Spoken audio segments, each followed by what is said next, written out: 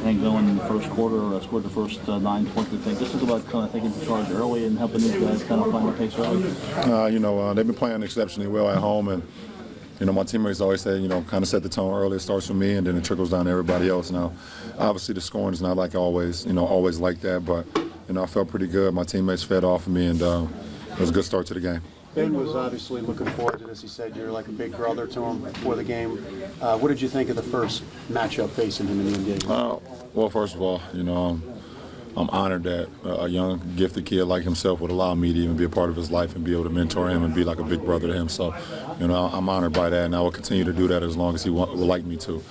Second of all, it's never about me versus Ben, or it's always about the Cavs versus 76ers, and that was our mindset coming into this game. 8 in a row now, you guys have won, and you guys beginning to see all the pieces beginning to come together now. We don't have all our pieces yet, so we can't say we see all the pieces coming together. We're just playing good ball right now. We know what we want to do offensively. We know what we want to do defensively. And, we've been playing very good ball as of late. LeBron, the last few years, it's different playing the Sixers than it is now, which is some of the talent that they have. Just how do you view what the franchise is doing right now with some of the young talent they have? I said that this morning. I don't want to keep quoting myself. Somebody can get you the quotes from this morning. Brett. Say that. I'm sorry. When you were in Miami with Wayne, there were a couple times where you faced an opponent that was perhaps getting a lot of hype or attention around this, and it seemed like your guys' level of play would reach higher. Is there any that element tonight between you and Wayne? Nah, listen. For me personally, I'm trying to play at a high level every night, and it's never about the opponent. It's about, for me, I love competition, so. It's the competition of the guys that I'm facing, either individual or the whole team. And I know, like I said, these guys are starting to turn the corner here in the Eastern Conference and in the NBA. They've got some great wins. Sorry, they got some great wins this year. They played well against, Boston. They played well against Golden State.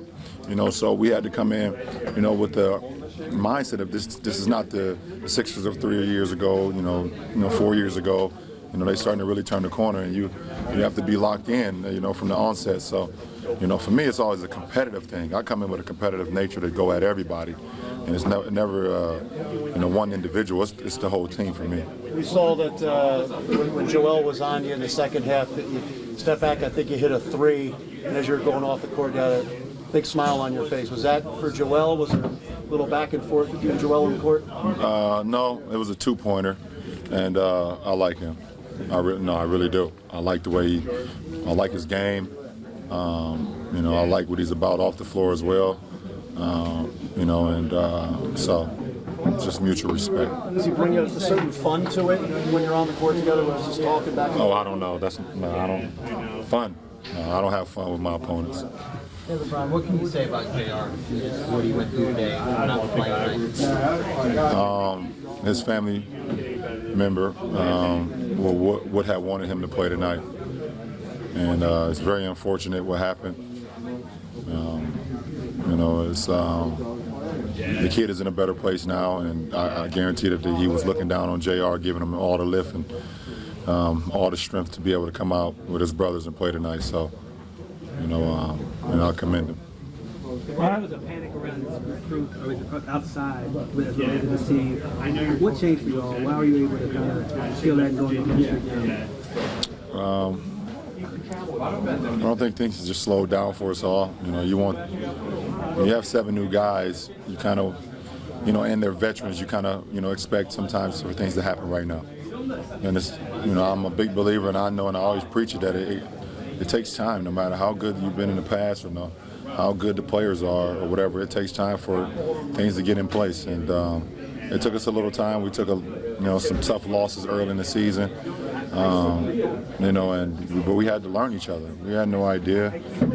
I had no idea how to play with Jay, and how to play with D Rose, and how to play with Jeff Green, and D Wade had no idea how to play with some of the new guys. Some of the guys that was already here and things of that nature. And we had different lineup changes, different lineup switches, and we just kind of been in a rhythm as of late because we've been pretty consistent. So it just takes time. Before the game, I feel like the David FIZDALE news took you by surprise. I was just curious.